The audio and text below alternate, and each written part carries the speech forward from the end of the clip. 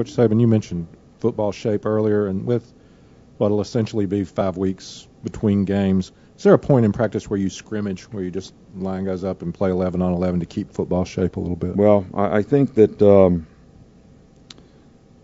that we have discussed that quite a bit. That's not something that I have done in prior years, and certainly at this point, you would not want to scrimmage and lose players because you're creating a game-like situation which could create that. But what we have discussed is trying to create as game-like a situation as we can in the spirit of safety for our players, and having one situation, probably the last practice before we go home, that simulates a lot of situations and game-like stuff. Now, whether we tackle people to the ground and do things like it's a real scrimmage, I think the greatest opportunities to get injuries is when people are on the ground. So we want to try to avoid that, but we also feel like we need to do something that's very game-like, that's going to help our players take the next step of getting ready for this game.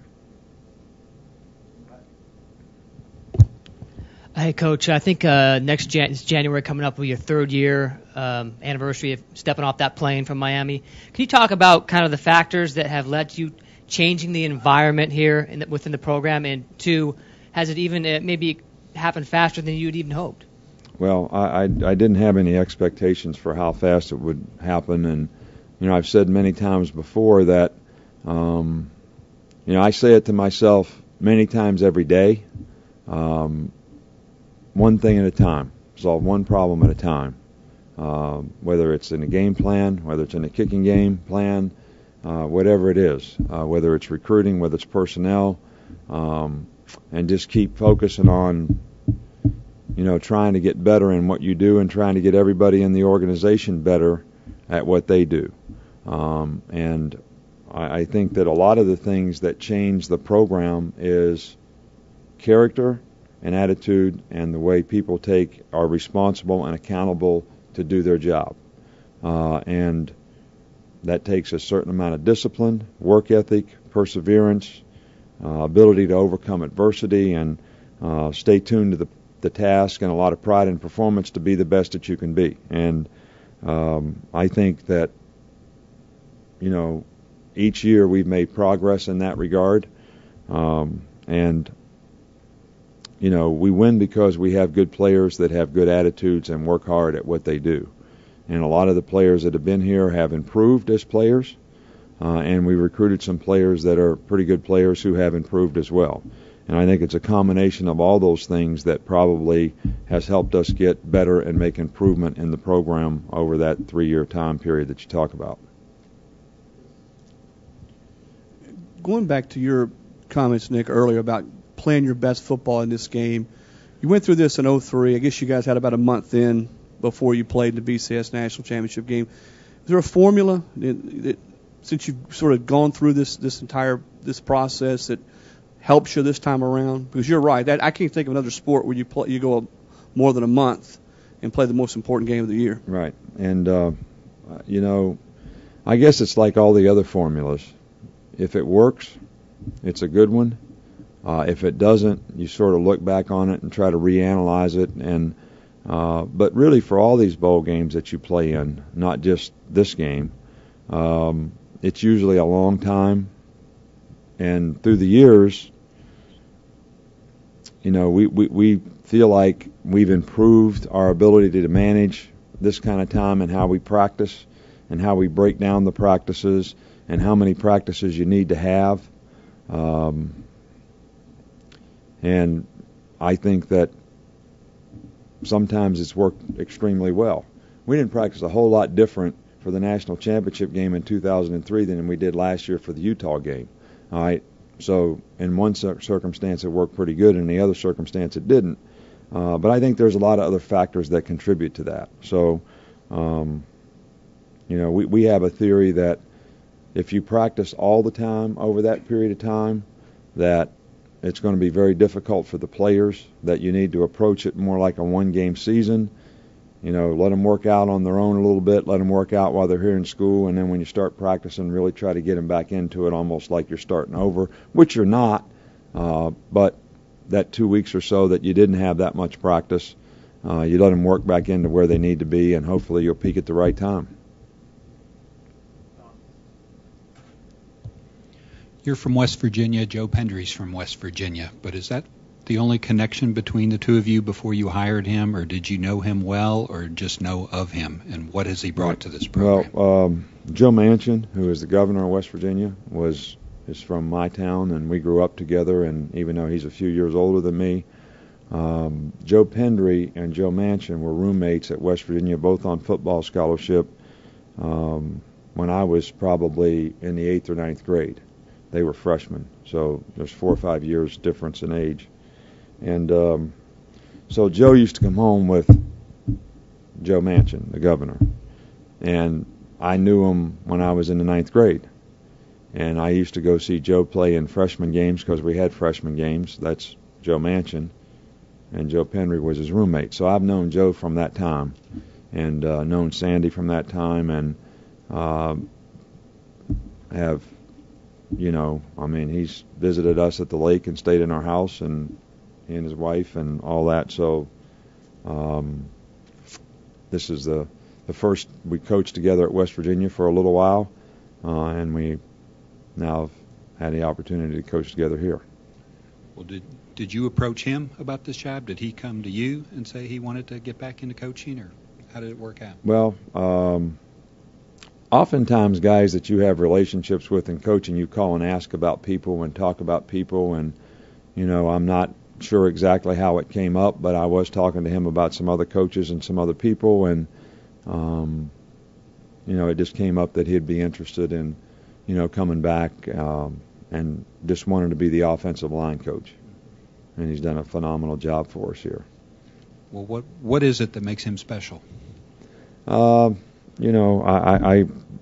think there's a lot of things, probably. He's a good teacher. He has a lot of experience. He's been around a lot of other good coaches, and he'd probably be the first one to tell you that most of us learn most of what we know from someone else, which is knowledge and experience in being around good people, have good teaching progressions, and teach it in a way the players can understand it, and have the interest of the players at heart so that they can get better. And I think that's the one thing that you can say about our offensive linemen here. They've all made a significant amount of improvement, and played extremely well for us.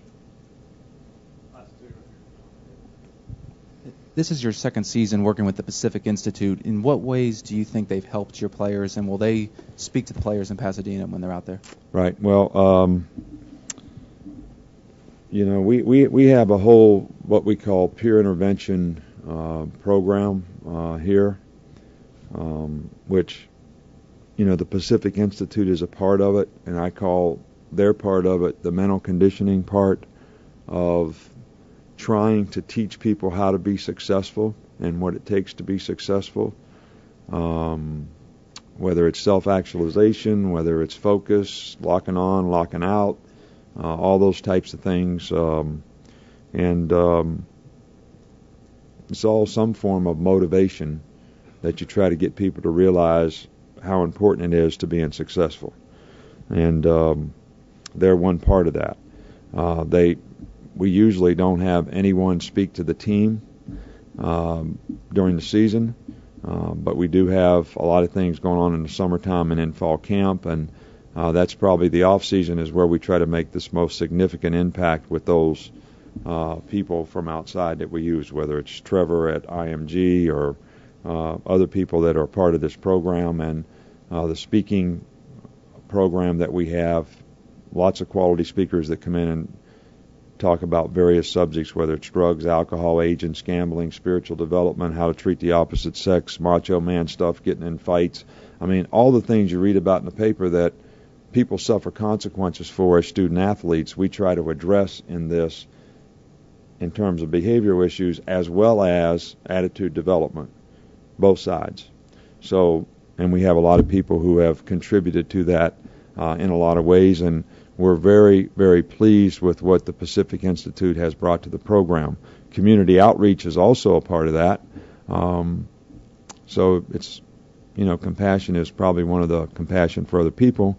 It's probably one of the most important things in terms of qualities that anyone can have, and that's certainly something that, we want our players to give back to the community and help other people.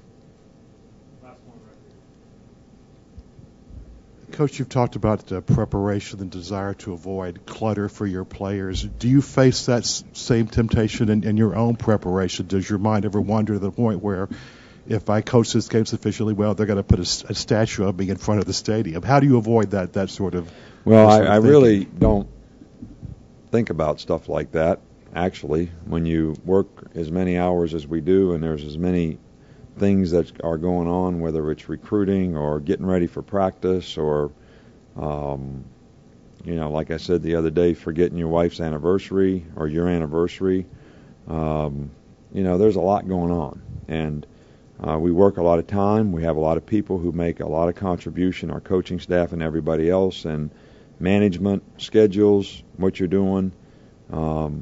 I try to pride myself in the ability to focus on the next event and try to do that as well as we can so that everybody in the organization will have a chance to do as well too.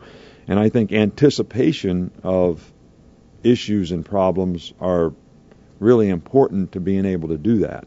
So you're always trying to think, one step ahead and be well organized when it comes so that you're getting the most out of the work that you're doing, whether it's with the staff or with the players or with recruiting or any of that stuff. So I don't have a lot of time to think about that, and I really try not to think about it, and I don't really think about it.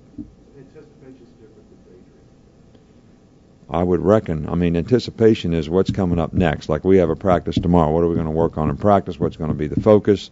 There's a lot of things you need to cover, and that's the kind of stuff that I'm thinking about on a day-to-day basis. We're going to evaluate practice today and, decide what we can do to help make it a better practice, as well as individually how we can make some of these corrections that would help someone play better, and also reinforce the positive plays so that guys feel good about what they did accomplish in a good way. So I don't really.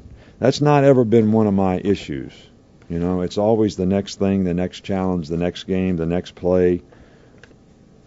I honestly believe that if I'm blessed with anything, it's the ability not to get complacent and not to sort of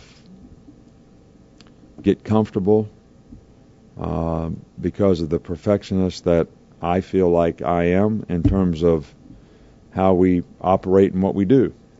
And, that's not easy sometimes when you got that kind of personality. But it is what it is, I guess, is what I usually say.